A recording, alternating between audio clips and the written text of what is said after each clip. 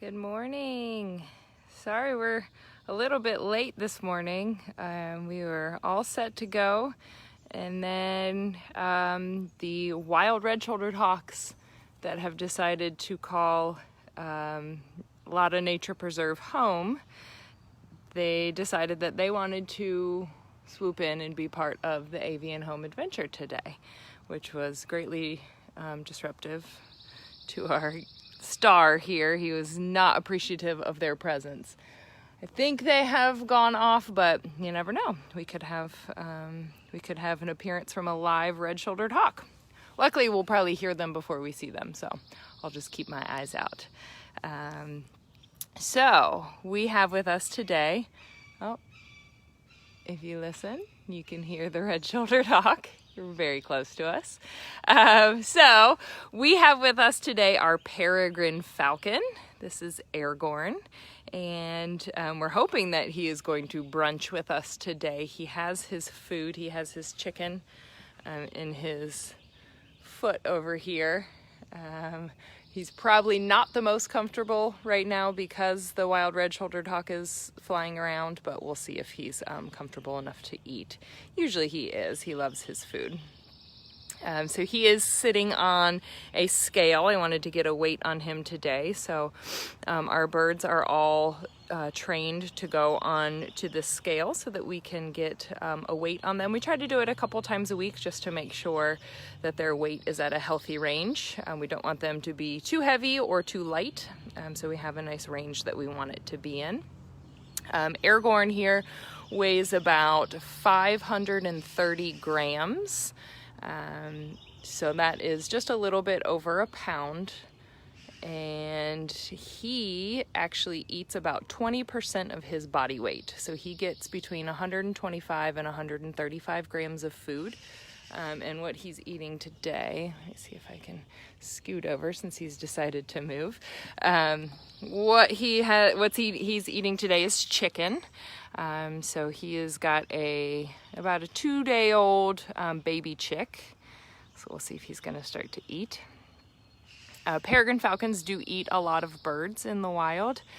So Aragorn's diet consists of 2 different types of bird and then rodent. So he's going to get chicken, quail, and then he'll also eat some mouse. He's taking a look around to make sure no one's going to try to take his food. He's in his eating position, so hopefully he's going to start here soon. What he does first. So the way these birds hunt, they do attack their food. So they'll start really, really high up, and then they'll dive at really, really intense speeds. This is the fastest animal in the world, reaching speeds of about over 200 miles per hour for sure when they're in that dive, also called a stoop. So they'll dive after their prey, and what they do is they usually fly on top of their prey, which is typically going to be another type of bird. And what they do to incapacitate their prey is they ball up one of their big giant feet and they punch it. And then after they punch it and hopefully it's incapacitated, they'll grab onto it with one of their feet.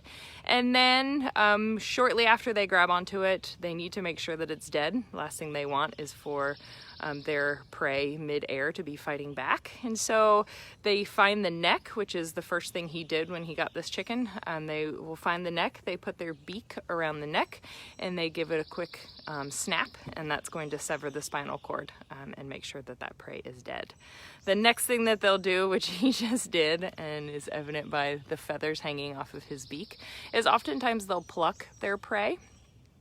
So feathers, all birds are covered in feathers, especially adult bird feathers are going to be, they're going to be tough. And so a lot of times what they'll do is, and they don't have any nutritional value. So a lot of times what they'll do is they'll pluck the feathers off. This chicken, because it's only a couple days old, the feathers are more hair-like. They're very fine. So usually he'll pluck a few off and then he'll just eat right through it. So he is starting with the head. And he very much enjoys his chicken. You'll notice that after each bite he looks up And that is just a strategy to make sure that he is staying nice and safe while he's eating, and to make sure that no one's going to try to come along and take his food. When a raptor eats, it's kind of a vulnerable state for them. So not only could they be more susceptible to predation, but something could try to come along and steal their food, and that's not something that they want. So he's going to eat, and he's going to take a look around, and he's going to eat, and he's going to take a look around. So you can watch how he uses his beak to tear that food into small pieces. So obviously birds do not have teeth, but these guys need to be able to get their prey into small pieces, and so they use that sharp curved beak to be able to get their food into small pieces.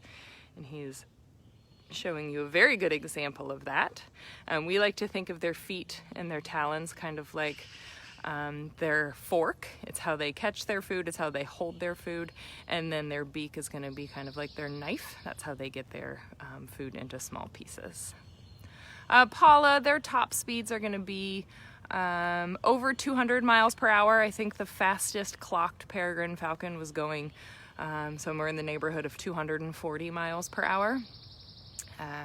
That's obviously only going to be in their dives or their stoops. That's not going to be just how they fly horizontally. That's going to be more in the 60 to 70 miles per hour. It's those dives where they reach the really, really fast speeds.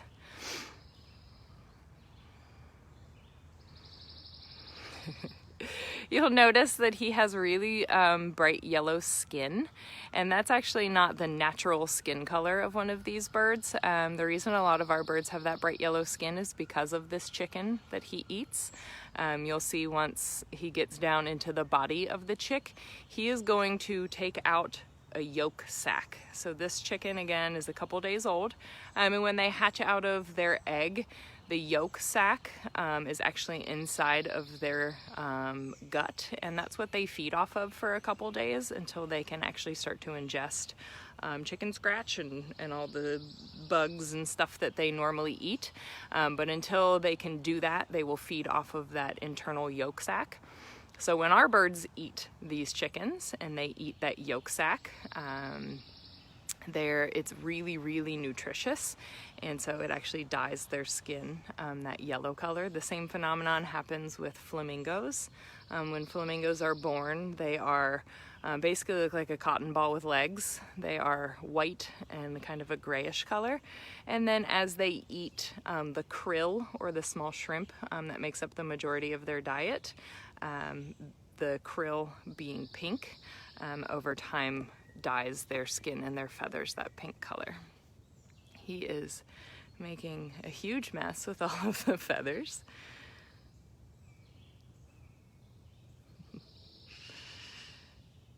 Yes, Jerry, we are happy to see the sun shining as well. We haven't been able to be outside very much, and our birds, when it's raining, they kind of just hunker down and wait for the rain to go away. They don't like to fly in the rain. They don't like to do a whole lot in the rain. So now that the sun is out, all of our birds are eating and they're happy, and we're going to try to get them out and get them into some direct sunlight so they can soak up all that good vitamin D. Oh. He just threw some feathers on me. So Aragorn here is 16 years old, which for a peregrine falcon, we think we would consider that a senior citizen. Typically they are going to live, I would say 10, maybe 15 years in the wild. And when they are in human care, a lot of times that wild age range can be doubled, sometimes even tripled, just because they don't have any predators here. They don't have to worry about catching their own food. If things like arthritis or cataracts that often happen with old age, if that occurs here, we can give them medicine. We can make sure that they are comfortable, but they can survive through it.